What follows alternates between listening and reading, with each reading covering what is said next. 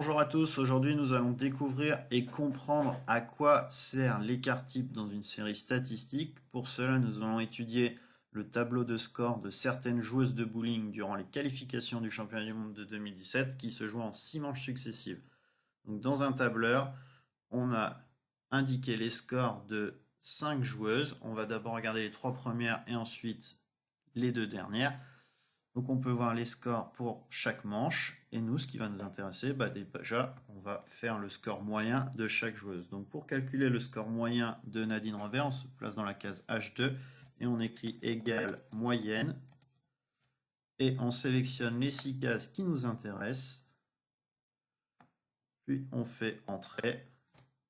Et donc on obtient un score moyen pour Nadine Robert de 170,83. Plutôt que rentrer maintenant cette formule dans toutes les cases, il suffit de sélectionner la case H2, de prendre le petit clic en bas à droite et de descendre.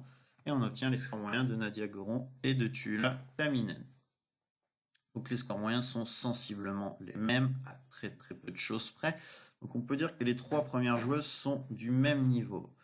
Du coup, ce qu'on peut faire, ce sont les classer de la moins régulière à la plus régulière. Pour cela, nous allons utiliser l'indicateur qui s'appelle l'écart type. L'écart type, c'est un indicateur de dispersion qui permet de dire si les données sont proches ou éloignées de la moyenne. En gros, si l'écart type est petit, ça veut dire que la joueuse ici, elle sera régulière. Et si l'écart type est grand, ça veut dire que la joueuse sera irrégulière. Pour cela, on se place dans la case I2 et on écrit égal écart type et on sélectionne nos 6 scores pour Nadine Robert. On fait nos 6 scores, excusez-moi. On fait entrée et on obtient un écart type de 28,39 environ. On descend pour avoir les 2 autres joueuses. Et donc on observe que la joueuse la plus régulière des 3 c'est Tuula Taminen puisque son écart type est petit, 7 environ. Et la joueuse la moins régulière est Nadine Robert avec un écart type de 28,39. Ça veut dire quoi? Ça veut dire que concrètement, Tuula Taminen, elle va faire des scores très proches de 171,5. Elle sera régulière. Et Nadine Robert, elle fera des scores assez éloignés de 170,83. Donc en gros, elle sera capable de coups d'éclat, comme on peut voir dans la manche 5 où elle a fait 209 points, mais elle sera aussi capable de faire des scores assez catastrophiques, comme dans la manche 2. Donc la joueuse la plus fiable est Tuula Taminen, et la joueuse qui peut faire le plus gros score, mais aussi le score le plus catastrophique, serait Nadine Robert. Maintenant, on va observer les 2 dernières joueuses, donc Kristina Nordenson et Yoshida Yumiko. Et avant de calculer leur score moyen, de regarder leur écart type, on peut un peu observer les données. Donc pour Kristina Nordenson, on voit que les données elles varient de 157 à 239, donc c'est assez éloigné.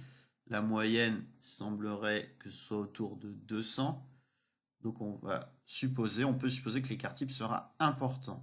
Pour Yumiko Yoshida, toutes les valeurs varient entre 194 et 212, donc là l'étendue est petite. Et donc la moyenne sera également autour de 200, l'écart type devrait être petit.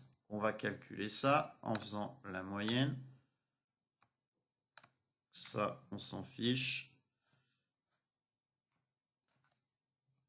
Et donc le score moyen de Christina Nordenson est de 201,5, le score moyen de Yoshida Yumiko est de 202,83, donc grosso modo ce sont les mêmes moyennes, on voit qu'elles sont quand même bien meilleures que les 3 autres joueuses. En revanche, l'écart type, il est bien plus important pour Christina Nordenson. Donc ce qu'on peut conclure, c'est à nouveau que Yoshida Yumiko, elle est plus régulière, donc elle fera des scores très proches de 202,83 systématiquement. En revanche, Christina Nordenson, elle est très irrégulière, donc elle est capable de faire des scores catastrophiques comme son 157 ou des scores très très importants et des scores énormes en fait de 230. Ce qu'il faut conclure, c'est tout l'intérêt de l'écart type, c'est de voir si les valeurs sont dispersées ou non autour de la moyenne. Donc avant de calculer l'écart type, on calcule toujours la moyenne, sinon un écart type n'a pas vraiment d'intérêt.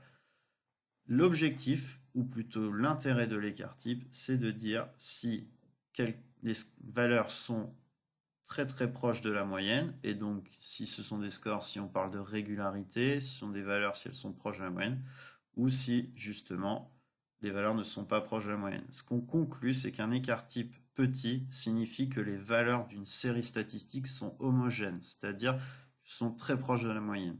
Et si un écart type est grand, les valeurs de la série statistique ne sont pas homogènes et donc sont éloignées de la moyenne. C'est tout ce qu'il faut comprendre pour aujourd'hui. Merci, bonne journée.